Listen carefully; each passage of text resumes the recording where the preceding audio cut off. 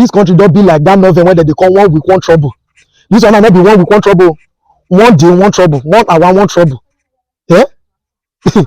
Insurgency, everybody knows insurgency dey the country. Boko Haram dey kill. Even X-Men now they kill. Now all the killings wey dey the country now, army, military personnel, they don't come say, okay, they want save people. The same military one they talk say make they save people, so now they call they kill people again. Can you just imagine? Now for this country, now we see say the armed forces of the country they kill their own citizens. See the one happened for Kaduna yesterday now. Kaduna there. Just because of drone when they buy a drone, when they fly for when they take surveillance normally for area. You understand? Drones when they buy. Now soldiers when they do guerrilla warfare, when they battle for land, now they can't go operate. Not that they're supposed to operate the drone, but they can't go operate. They don't go mistakenly press the button when they get the fire bomb. They don't fire proof for one village for Kaduna State.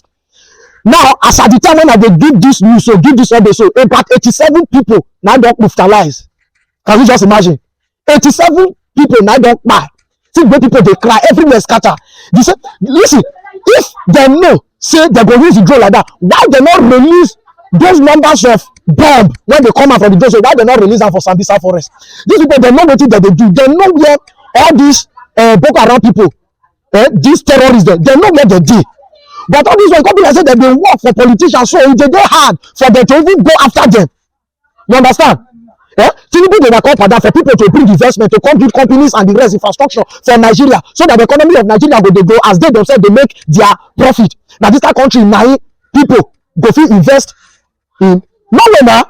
As I just said that the foreigners want to investment now say I can't come Nigeria country when they be say if you go country not go get justice, military they keep their own citizens again. Everything I just they do us for this country at the same time. At the same time. Yeah? Even vigilante, Bakasi, all of them when they give gun, anti-cut and everything. We not know what they do safe. The mad red they collect 100 naira. About wash them as they talk at the thing, when they talk about the thing they vex me. See the way their body full everywhere, see where they package they get people like sardine. Wash them at them. I remember now the person where they bring them a back-to-back update. Peace. Officials in Nigeria say at least 85 people were killed when a military drone strike hit civilians by mistake. President Bola Tinubu has ordered an investigation into the incident in the northern state of Kaduna. He called the strike very unfortunate, disturbing, and painful. Nigeria's army has so far made no comment. Shock, then grief, as families struggle to process what happened. Their loved ones killed by what authorities are calling a mistake. Residents in the village of Tudun Bari were celebrating the Muslim festival of Maulud when the bombs began to fall. A drone strike, launched by the Nigerian military. Officials say the strikes were part of an ongoing campaign against militants in the north of the country. The Nigerian army was on a routine mission against terrorists, but unfortunately, some members of the Tudumbiri community were affected. Those residents say they have now buried more than 80 people. Dozens more are said to be injured. Nigerian President Bola Tinubu has ordered a thorough and full-fledged investigation into the incident and called for calm.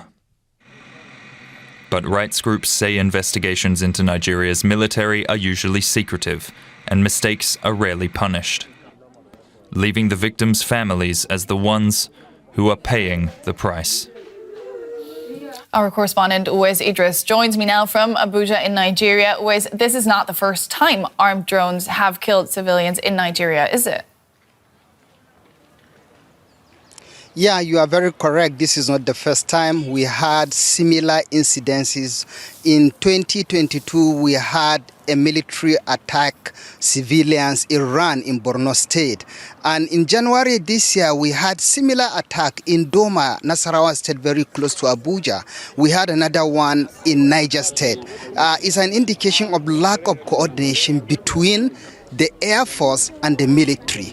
And surprisingly, this time around, it's not even the Air Force that used drone to attack. It was the military. People are asking, ideally, in Nigeria, it is the Nigerian Air Force that's saddled with the responsibility of using drones. If you allow different security agencies to be using drones, then we are going to have a repetition of this kind of sad incidences. The government has announced an inquiry. Is the truth likely to come out, though? It's very unlikely to get any result from such investigations because we have never seen any. Anytime when there is this kind of problems, the government will come out and say, we are going to investigate, we will get the culprit, but at the end you don't get to hear anything. That is the end of the story. That is why some organizations are demanding full investigation and even compensation and a stop to this, because if you don't punish those who are responsible, then you ended up having it again and again and again without serving as a deterrent. So why are these armed drones being used in the first place? Who were they really targeting? Well, they are targeting bandits, according to them, and insurgents from Borno, where we are having Boko Haram, to the northwestern part of Nigeria, where we are having these bandits who have been attacking. And they put several reasons for using drones. It's an advanced technology. It's precautionary to use drones because the pilot will not be affected. And then drones can stay longer than any aircraft. You can put a drone on for 3 days. No aircraft can be airborne for 3 days working. So that is why they are using drones in Nigeria now to fight these bandits. And this time it went horribly wrong. That was DW correspondent Uwais Idris in Abuja. Thanks for that.